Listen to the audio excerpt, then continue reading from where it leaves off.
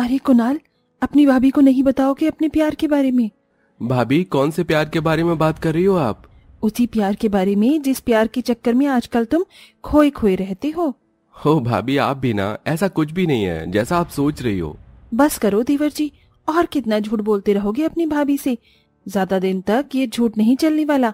देख लेना, एक दिन में तुम्हारे इस झूठ को पकड़ के ही रहूंगी। फुलवा ऐसे कहकर अपने कामों में लग जाती है और इधर कुणाल अपने कॉपी पेन उठाकर कॉलेज के लिए निकल जाता है। कॉलेज में वो अपनी गर्लफ्रेंड वेदिका से मिलता है। कैसी हो वेदिका? देखो मैं तुम्हारे लिए क्या लेकर आया हूँ। अरे वाह, तुम मेरे लिए चॉकलेट लेकर आए हो? हाँ वेदिका, मैं तुम्हारे लिए चॉकलेट लेकर आया हूँ। ये लो चॉकलेट, खाओ। वेदिका चॉकलेट खाने लगती है और तभी चॉकलेट खाते हुए वो कुणाल से कहती है, और कब तक हम इस तरह छुप छुप कर मिलते रहेंगे? मैं ऐसी तंग आ गई हूँ, मैं तुमसे शादी करना चाहती हूँ। लेकिन वेदिका, मैंने हमारे बारे में अभी अपने भैया को नहीं बताया है। मैं उन्हें अपनी पढ़ाई पूरी करने के बाद ये बताना चाहता हूँ। उन्होंने अपनी सारी जिंदगी मुझे पढ़ाने लिखाने में ही लगा दी। तुम समझ रही हो ना मैं क्या कह रहा हूँ? ये तो सिर्फ एक बहाना है। तुम्हारे अंदर इतनी हिम्मत ही नहीं कि तुम अपने भैया के सामने अपनी बात रख सको। तुम चिंता क्यों करती हो? सब कुछ अच्छा ही होगा, मुझ पर भरोसा रखो। कुणाल वेदिका को समझाते समझाते कॉलेज के बाद एक कॉफी कैफे ले आता है, जहां वो दोनों एक साथ बैठकर कॉफी पी रहे होते हैं। उसी वक्त कुणाल की भाभी सब्जी मंडी से सब्जियां लेकर घर की तरफ जा रही थी। जब वो कैफे के अंदर अपने देवर और वेदिका को देखती है तो वो कैफे के अंदर ही आ जाती है। देखा देवर जी, मैंने आज आपको रंगे हाथ पकड़ ही लिया। अरे भाभी, इसके बारे में भैया को मत बताना। मैं आपके आगे हाथ जोड़ रहा हूँ, वो मुझ पर बहुत गुस्सा करेंगे। या तो आज तुम खुद बता दो, नहीं तो मैं तुम्हारे भैया को सब कुछ बता दूंगी। आखिर मुझे भी तो देवरानी का सुख चाहिए। कुणाल फुलवा की बात मान लेता है, जिसके बाद फुलवा वापस घर लौट आती है। उनका अच्छा खासा घर था। संजीत ने खेती बाड़ी करके अपने बुरे हालातों को सुधारा था। जब वो शाम के समय खेती बाड़ी करके वापस लौटता है तो कुणाल हिचकिचाते हुए अपने भैया संजीत के पास जाकर उसे अपने प्यार के बारे में बताता है। अरे ये तो अच्छी बात है, तूने मुझे पहले क्यों नहीं बताया? चल कोई बात नहीं, मैं उस लड़की के माता पिता से बात कर लूंगा और तेरी उससे शादी करवा दूंगा। संजीत इतना कहने के बाद वेदिका के माता पिता से अपने भाई के लिए बात कर लेता है, जिसके बाद वो उन दोनों की शादी करवा देता है। वेदिका अपने ससुराल आने के बाद देखती है कि उसकी ससुराल में उसकी जेठानी की ही चलती है। यही नहीं, कुणाल भी उसकी जेठानी की बातें ज्यादा सुनता है। क्या बन रहा है आज? आज मैं भिंडी बना रही हूँ। नहीं नहीं, आज भिंडी नहीं, आज कोफ्ते की सब्जी बनाते हैं। कोफ्ते? ये क्या होते हैं? भिंडी की सब्जी कुणाल को बहुत पसंद है। कुणाल ये कोफ्ते नहीं खाता। अगर आप उसकी भाभी हो तो मैं भी उसकी बीवी हूँ, मुझे उसकी पसंद पता है। तभी उन दोनों की ये सारी बातें कुणाल सुन लेता है। अरे भाभी, आज आप भिंडी बना रही हो? चलो अच्छी बात है, मुझे भिंडी खाए हुए भी बहुत दिन हो गए हैं। मुझे आपके हाथों की भिंडी बहुत स्वादिष्ट लगती है। कुणाल को ये सब कहते हुए देख वेदिका को बहुत तेज गुस्सा आता है और वो अपने मन में सोचती है, बहुत हो गया ये देवरानी जेठानी का सिलसिला। अब मुझे अपनी जेठानी को अच्छे से सबक सिखाना ही होगा। वेदिका उस दिन से अपनी जेठानी को किसी भी तरह अपने पति की नजरों में गिराने का ठान लेती है। वो कभी भी झूठ मूठ कर रोना लगती है और कुणाल को भड़काते हुए बोलती है, मैं इस घर में जब से आई हूँ जेठानी जी मुझसे सही से बात ही नहीं करती हैं। अरे क्या उन्हें मैं बिल्कुल भी पसंद नहीं हूँ? आज पता है क्या हुआ? उन्होंने मेरे हिस्से का खाना भी नहीं बचाया। मैंने ही खाना बनाया था और मुझे ही खाना नहीं मिला। मेरी भाभी ऐसी नहीं है, तुम्हें कोई गलतफहमी हुई होगी।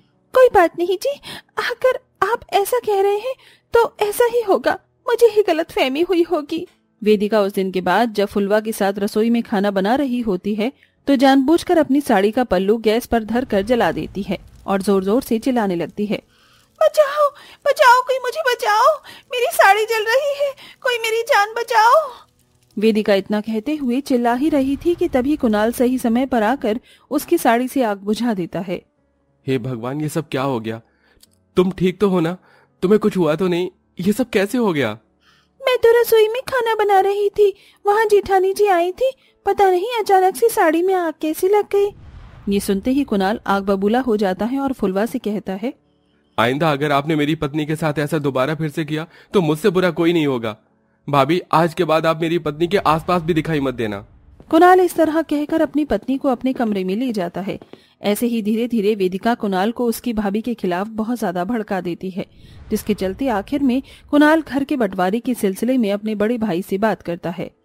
ठीक है भाई, अगर तुम चाहते हो कि इस घर का बंटवारा होना चाहिए तो इस घर का बंटवारा ही होगा, और चिंता मत करो, तुम्हें सब कुछ मिलेगा। संजीत इतना कहकर जो जो वेदिका मांगती है उसे वो सब दे देता है। इसी के चलते जेठानी के हिस्से में घर का स्टोर रूम आता है।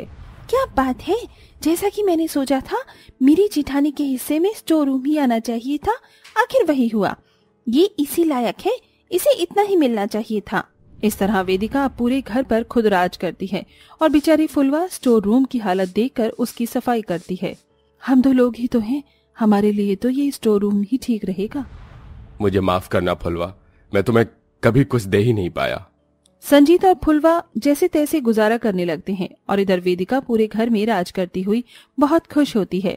इसी के चलते वो अपने पति की कमाई को अपने दोस्तों में उड़ाना भी शुरू कर देती है। बेचारी मेरी जेठानी, इसके नसीब में तो स्टोर रूम ही लिखा था और इसे मिलना भी स्टोर रूम ही था। जेठानी तो ये सिर्फ नाम की है, ये तो एक जाहिल गवार अनपढ़ है, और इसका पति तो और भी ज्यादा अनपढ़ गवार। उसे इतना नहीं पता कि जब बंटवारा होता है तो बराबर का होता है। बेचारे ने बिना पेपरों को पढ़े ही पेपरों पर अंगूठा लगा दिया। ओह माय गॉड, तुमने तो बहुत चालाकी से सब कुछ हड़प लिया। सच कहते हैं, तुम जैसी देवरानियां कभी किसी भोली भाली जेठानियों को नहीं मिलनी चाहिए। इस घर के अंदर सिर्फ एक ही तो कांटा है जो मुझे दिन रात चुभता है, और वो है मेरी खुद जेठानी। बस मैं उसे इस घर में मक्खी की तरह निकाल कर फेंकना चाहती हूँ। उसके बाद इस पूरे घर पर सिर्फ और सिर्फ मेरा राज होगा। देखो, याद रखना, अंबर का थूका हुआ मुंह पर ही आकर गिरता है। तुम किसी के साथ कितनी भी बुराई कर लो, भगवान तुम्हें इसका फल जरूर देगा। अपने मुंह से ये फालतू की बातें बंद करो, मैं ऐसा उल्टा सीधा कुछ सुनना नहीं चाहती, समझी तुम? वेदिका इतना कहकर अपनी सभी सहेलियों के साथ ड्रिंक पी रही थी। उसी वक्त घर पर कुणाल आकर ये सब सुन लेता है, जिसके चलते उसे अपनी गलती का एहसास होता है। और यही नहीं, उसे वेदिका के ऊपर बहुत तेज गुस्सा भी आता है। वो गुस्से में वेदिका के पास आता है और उसका हाथ पकड़कर उसके हाथों से उसकी शराब फेंक देता है और उसके मुंह पर जोरदार तमाचा मारता है। तुम्हें जरा भी अंदाजा है कि तुमने क्या किया है? तुम्हारी वजह से मैंने माँ जैसी भाभी खो दी। तुम्हारी वजह से भाभी को इतनी परेशानियां उठानी पड़ी। तुम्हारी वजह से मैंने माँ समान भाभी को इतना उल्टा सीधा कहा जो मैंने उन्हें आज तक कभी नहीं कहा। अरे वो देवी है देवी, इतना कुछ बर्दाश्त करने के बाद भी आज तक उन्होंने तुमसे या मुझसे कुछ नहीं कहा। अपना सब कुछ तुम्हें दान में दे दिया, जबकि ये सब मेहनत की कमाई मेरे भाई की थी। इस पर सिर्फ मेरी भाभी का ही अधिकार था। ये सब सुनने के बाद वेदिका वहाँ खड़ी खड़ी रोने लगती है। उसकी ये हालत देखकर उसकी सहेलियां उसे छोड़कर चली जाती हैं। तभी वहाँ फुलवा जाकर कुणाल को शांत करने की कोशिश करती है। अरे देवा जी, क्यों नाराज हो रहे हो? कोई बात नहीं, अभी वेदिका नादान है, समय रहते उसे समझ आ जाएगी। तुम परेशान मत हो, सब कुछ ठीक हो जाएगा। कुणाल उसी वक्त अपनी भाभी के पैरों में गिरकर माफी मांगता है। भाभी माँ, मुझे माफ कर दो, मैंने आपसे सब कुछ छीन लिया। मैं बहुत नीच इंसान हूँ, मुझे ऐसा नहीं करना चाहिए था।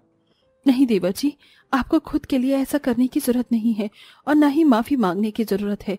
आपकी जो जगह है वो हमेशा ऐसे ही रहेगी, उसे कोई बदल नहीं सकता।